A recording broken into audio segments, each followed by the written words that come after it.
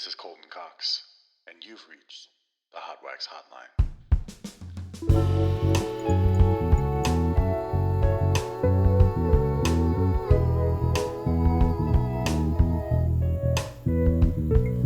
Hot Wax Hotline.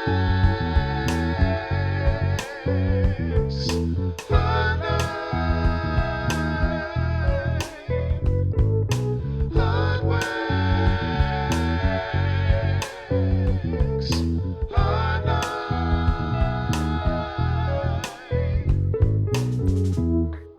Hey everybody, it's me, Colton Cox, and welcome to the first installment of the Hot Wax Hotline. I'm very excited to have my guest on here today. We've actually known each other for a little while, but we've not actually met in person we haven't met in person at all. We're just now seeing each other face to face. But today I have Sam Arjes on the show. I'm very excited to have him. How you doing, Sam? Doing good. I'm psyched and honored to be your first guest. Yeah. Guest number one. I'm very excited to have a lengthy conversation about your music because I've been wanting to do it for a while. So yeah, it's great to be finally meeting. Yeah. After what seems like we've already met, but now it's official. Yeah. Well, just to kind of fill in, people listening to the conversation, Sam and I have actually not met in person. We kind of bumped into each other on Instagram. I'm assuming Sam was probably trying to do a networking thing, much like I was trying to do. As we musicians do these days. Right, right. But yeah, up and coming guys. I think he commented on one of my posts, and then we kind of just started having a conversation, and we've kind of just bumped into each other with different, advice and, things like that over the last year or so. And kind of cool having an internet friend as an adult. So Totally. It's like the old pen pal days. Right.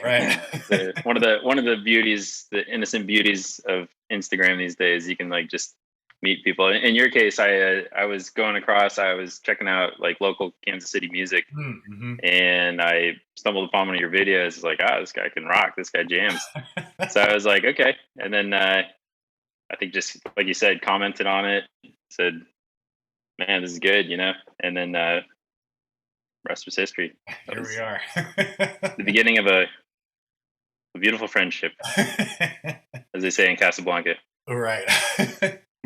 Well, yeah, I'm very excited to have you on the show today. I've got all sorts of questions for you.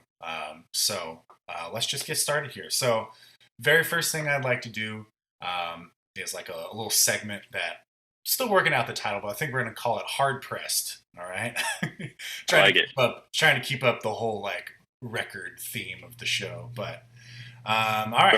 Throw me some fastballs here. Yeah, I'm going to throw you some questions, and you just answer them as quickly as you can. Some will be easy, some will be a little bit more difficult. I like it. But here we go. All right, let's do it. Question number 1: favorite pizza topping? Ooh, lately been into sausage and green pepper, or Philly steak and cheese with green pepper. Favorite guitar chord? My favorite progression, I tend to kind of gravitate towards a G chord or a C chord, and then I love to throw that E minor chord in there. That little sad, soulful E minor. So going from a G or a C into a E minor is something bittersweet about that one. Yeah, I teach music for a living, and every single person who's learning their first couple of chords, they learn G, they learn C, and they're like, oh, this is kind of hard. They get to E minor and they're like, oh, this is the easiest thing I've ever learned. I know, it's easy and it's expressive, and probably says something about me, that kind of wistfully sad kind of attitude towards life. Kind of sit back, and especially when you're going from 3 bars, and then on the 4th bar you're in major chords for 3 bars, and then you throw in that E minor, and it just kind of really sends it off into another direction. Yeah. All right, let's get another one. Bob Dylan or Neil Young? Ooh, that's a good question. I'm gonna say Bob Dylan, only because I was familiar with his music more and earlier. Yeah. I love Neil Young's music. I've really gotten into him in my in the last decade. But definitely, Bob Dylan was one of those musicians that was just like kind of on constant rotation in my house. Summer or winter? Good one. I would lean towards winter. I would probably say autumn or fall. But summer, I love it, but I'm also I'm the kind of guy that likes the kind of cool, crisp weather. Um, you know, the flannels, and It's funny you say that because I feel like every picture I've seen of you is with a flannel on. luckily it fits the aesthetic. It's lucky that that's my style because Right. I probably wouldn't get by as as a pop singer with just like wearing my plaid shirts all the time. All right, I got one more for you. This is a little bit more intricate one, but let me ask you: describe yourself in 5 words. I guess first thing that comes to mind is thoughtful, which is kind of I don't know, a little vague, Sure. but I'd say in terms of like just since we're on the subject of music and musical leanings, I've always been like a lyrics kind of guy. So I'm always like really listening close to lyrics, or when I write songs, I'm really like, what am I trying to say with this? So let's go with thoughtful. Let's go with It's the tough one, yeah. so much for the speed round here. Let's see. Creative. I would say, it's probably a little cliche, but I'm always like, I feel like I'm always writing or always, looking at things in life with like a kind of like a best way I could say is like an artistic look at it. Like, oh, how can I like, duplicate that in art, or, I'm always like kind of looking for inspiration from things. So maybe I'd say inspired. Try not to sound pretentious, It's all right. but it's hard to analyze yourself without either sounding just self-deprecating or pretentious. So, Yeah. No, this is good. This is good. I'm learning about myself here. Yeah. So I'll opt for pretentious over self-deprecating here.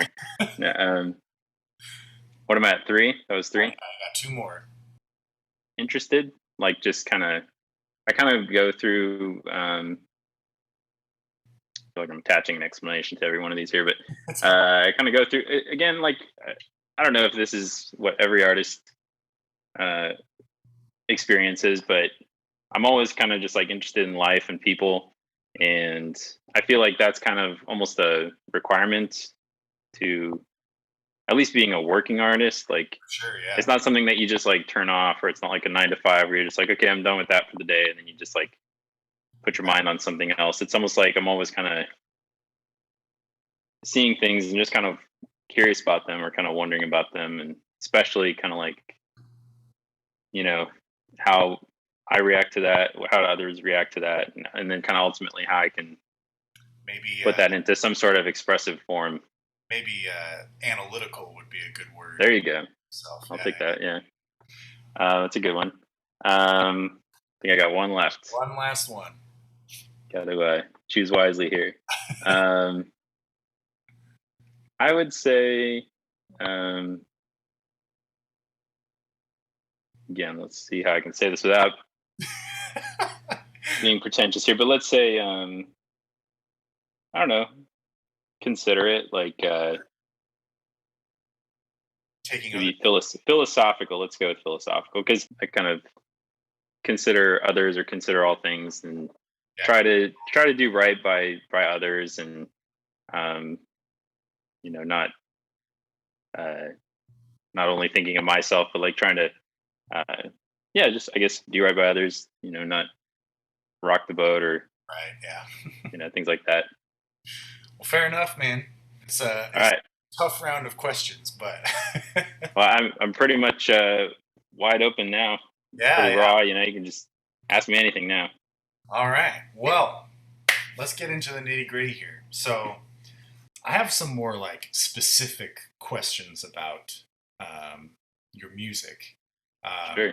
So first of all, not to detract from what the song is actually about, which you said you wrote it for your wife. Uh, Right. so it really truly is. It's very, and I don't mean this to sound in any way like insulting, but a very simple song, and it tells you pretty much exactly what it's about, and even the music behind it. You have these really beautiful moments where it swells and there's some strings and things like that.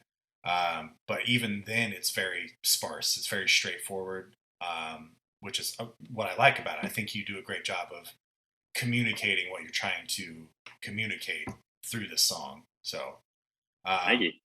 but what I really wanted to ask you about a couple different things. But first of all, I wanted to talk to you about chromatic contact a little bit. Sure. The place that you recorded the song at. Um, Yep. have you recorded all your songs with Jerome, or is this? Yeah. Yep. All of the ones so far that I mean, I in the past I've done a little bit of my own home recording, but I would call those glorified demos. I'm Yeah, not what I would call a professional. pro. Exactly. I'm more amateur when it comes to music production. But yeah, actually, he's a friend. His name is Jamie Searle, professionally known as Jay Jerome. He is a long-term native of KC, long-term local musician.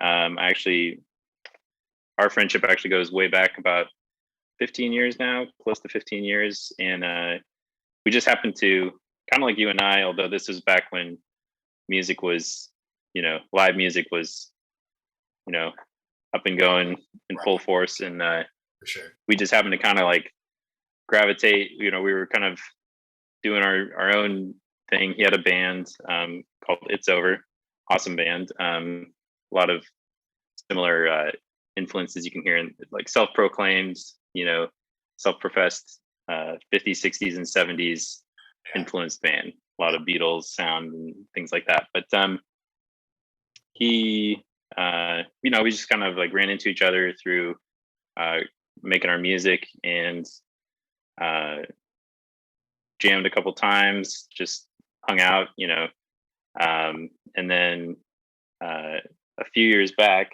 I had actually moved to Clearwater, Florida, um, lived there for 10 years, met my wife there, came back into town when she and I fell pregnant with our daughter. I grew up in Kansas City, so I'm a native yeah, KC boy.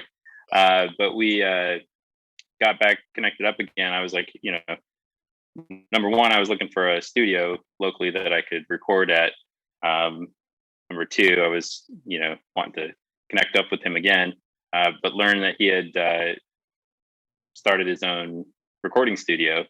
In the time that I'd been out of the area, he uh, learned how to produce, record, built himself a studio with his own bare hands, and a really awesome professional studio. And we just started doing our thing. We recorded our first single together, a song of mine called "Where I've Been," and what we basically found from the start was just kind of this ability to almost read each other's minds on where we wanted to go with a certain sound. Um, you know, I was giving him these like I said, just glorified demos that I had made. Nothing, no particular like layering or even much arrangement other than just me and an acoustic guitar, maybe a little bit of drum machine added in there or something like that. And he was able to just take what he heard and you know kind of flesh out the sound that I was wanting to create with it, um, but hadn't necessarily put into words or even had to tell him how to make it sound. It was like I sometimes call him a song whisperer because it's in every song that we've done. I'll kind of describe where I'm going with it, what kind of sound I want it to have, hmm, and he's like, "Oh, I know what you're talking about," and it's like, "How about this, and this?" And some I'm like, people just "That's have that gift, man. Some people just yeah, really can take what the little pieces they're given and flesh it out into this beautiful thing. Um, exactly." And not only do what I wanted it to do with it, but more. even better than I thought I could sound, Well, so does But he, do you play all of the other instruments on the record, or is that him that's playing? my contribution is good guitar and vocals. Hmm. I'm not. I wouldn't call myself a multi instrumentalist. Like I said, I play piano and I can play bass, and I've dabbled in things like drums, all pretty much the whole shebang. I've tried it out in different forms, but I primarily write and perform on guitar, and so he's helped me with. Uh, Filling in. he's not only the producer and the arranger. He's been and the engineer. He's also been Yeah. the studio band.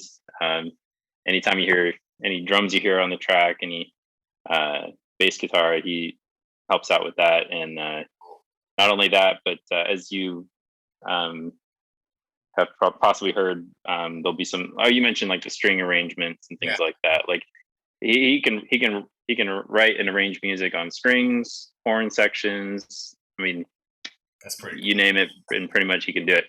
So I'm very fortunate to have you know crossed paths with him early on and maintain that. And not only that, we're just really good friends. So These definitely. us poor schmucks on guitar really somebody Oh man. to Well, and being the solo artist, kind of the folk singer songwriter, Mhm. um, primarily performing in coffee houses and bars and dives and stuff like that. It's um, I've learned to get by with a pretty minimalistic sound. Anything I write or perform, um, I wrote it and generally perform it just on acoustic guitar Right. with maybe some accompaniment.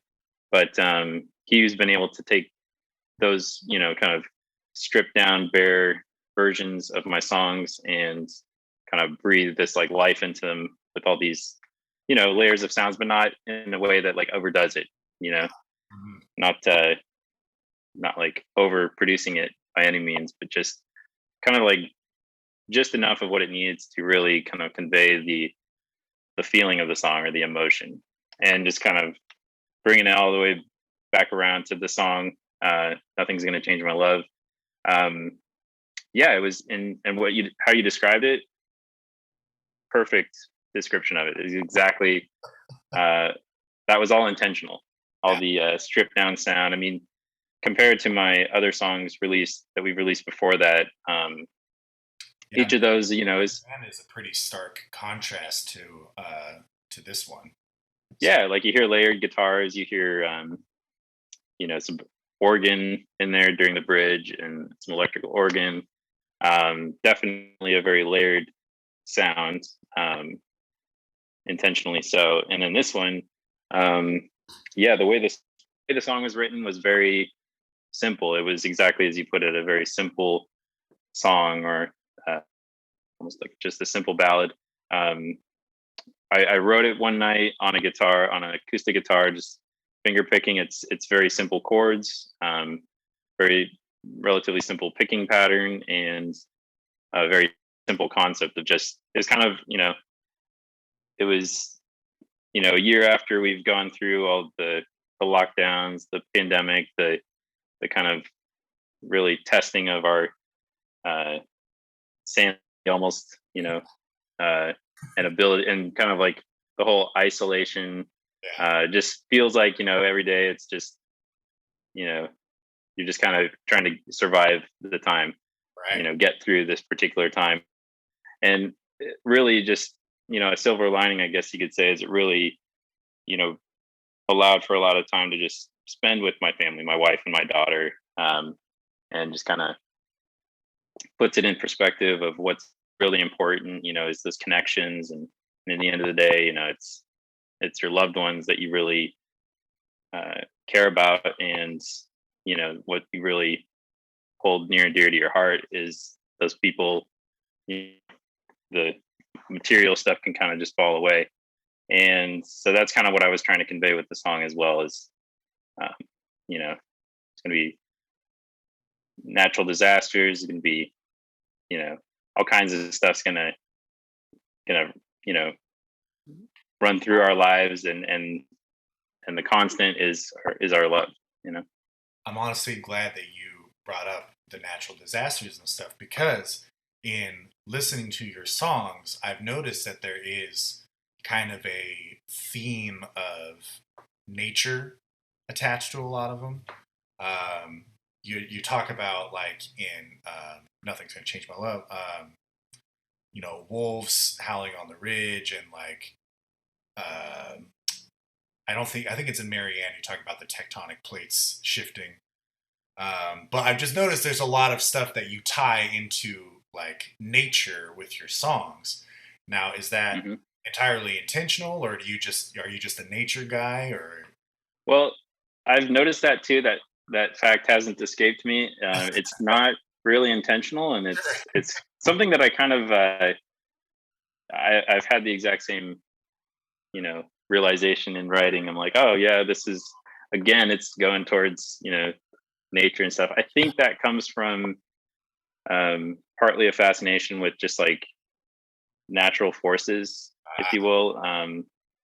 Just like and another, that's one aspect, and the other aspect is I think a lot of the music that I really listen to, especially a lot of folk music. When you get into real, true, traditional folk music, it's written from the aspect of people whose lives were, you know, really being affected by the times and affected by what was going on in the world. I mean, you listen to like, you know, a lot of Irish folk songs. They were going through a famine. They were very much at the mercy of nature, and you could just tell they had this like respect for it.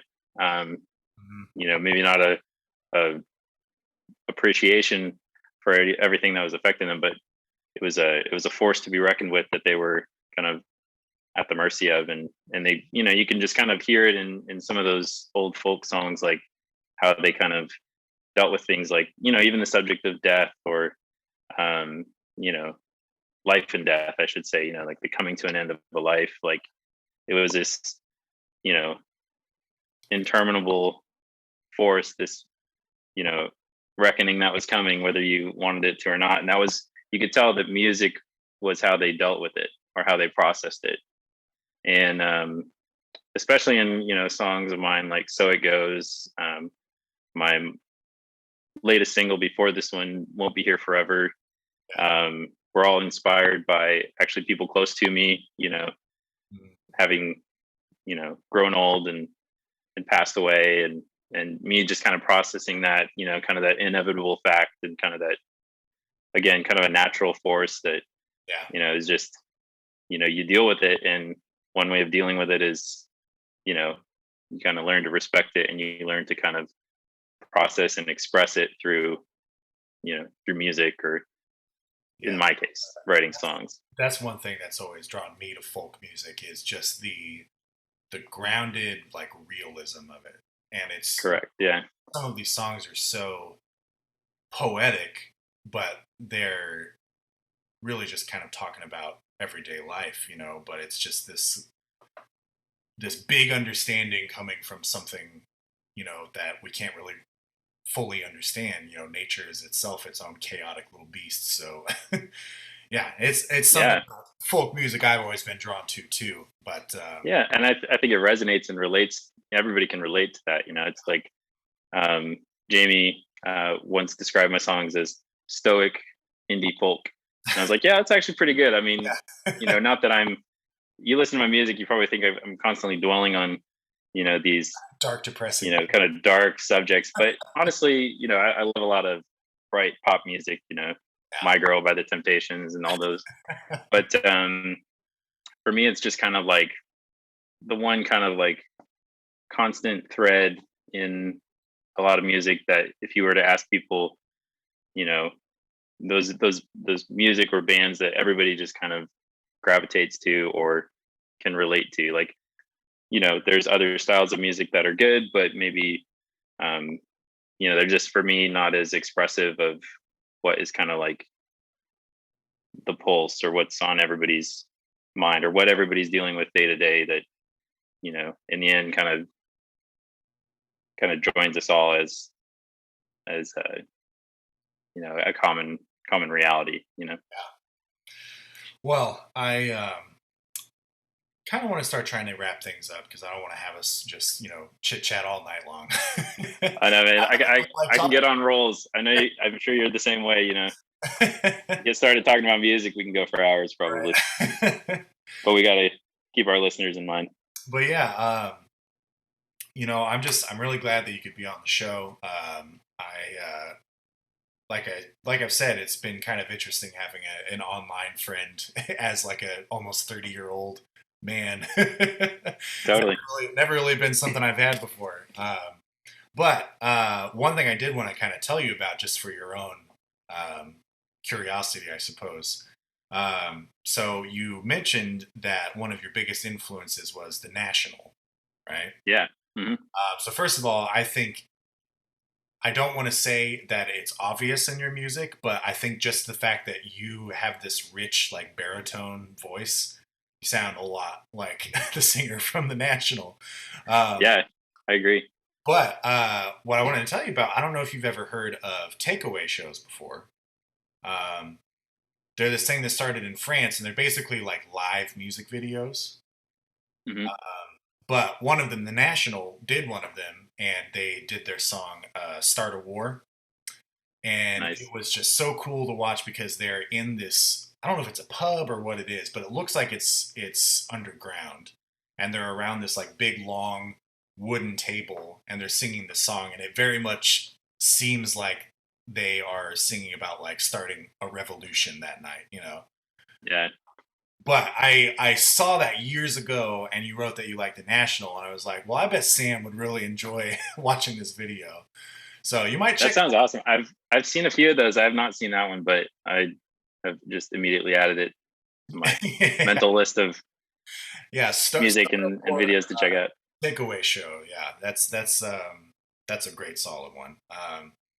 But yeah, I just again very glad you could be on the show. I'm so glad that you're the first person to reach out to me and do this, because you've been really supportive of me, and commenting on stuff and liking things, and for two people that have not met each other, I feel like we've got a good thing going. Yep. Yeah, I love to. I love finding connections, especially local musicians. People in my own town that are out there doing the same thing I'm doing, or working to represent Kansas City, in the music scene. And it's always just a pleasure to me to just connect with musicians like yourself and get to know one another, especially when we share that commonality of being, or common reality of being in the same town, and just kind of experiencing the same scene. And so I'm thrilled that you reciprocated and you like my music, and were interested in talking to me. So this is I'm just as honored and gracious that you had me on as your first guest. I love the opportunity to talk about music with people that of like-minded background and interests. So well, glad to have had you, Sam. So once again, for everybody that's going to eventually be watching this, Sam Arjes, he's got his new song, "Nothing's Gonna Change My Love," which we are going to play at the end of the episode here, so you can get a little sneak peek of what's coming out. By the time that you see this episode, his song will already be out on Spotify and iTunes and all that kind of stuff. So definitely look him up, check him out. I highly recommend him. Obviously, cool dude. Thank you. Great. Likewise. So thank you. Yeah. But yeah, it's been really nice talking to you, Sam. I hope you have a good night, man. Thank you. You too. And we'll talk soon, and we'll have to do a show together or something sometime. Yeah, absolutely, man. I look forward to it. Awesome. We'll see you later. All right. Talk to you later.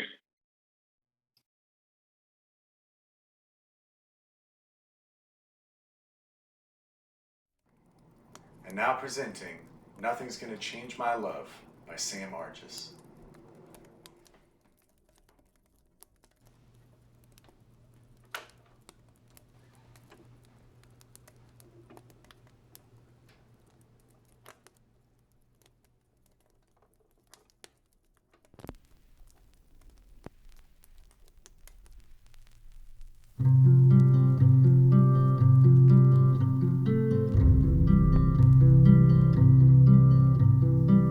Winds are gonna blow, fires are gonna rage, sun is sinking low, but nothing's gonna change my love for you.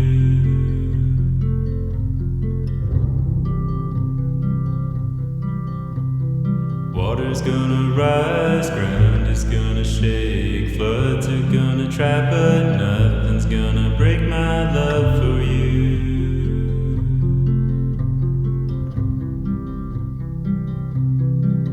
And though the wolves will howl out on the ridge tonight, I will hold you close under the full moonlight. And when the morning comes, you will be safe and dry, and I'll be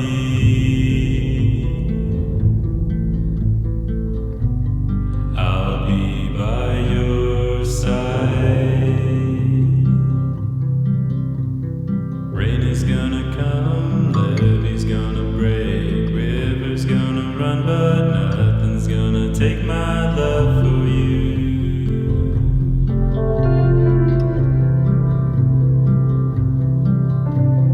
Night is gonna fall, hide the sun away, thunder's gonna roll, but nothing's gonna change my love for you.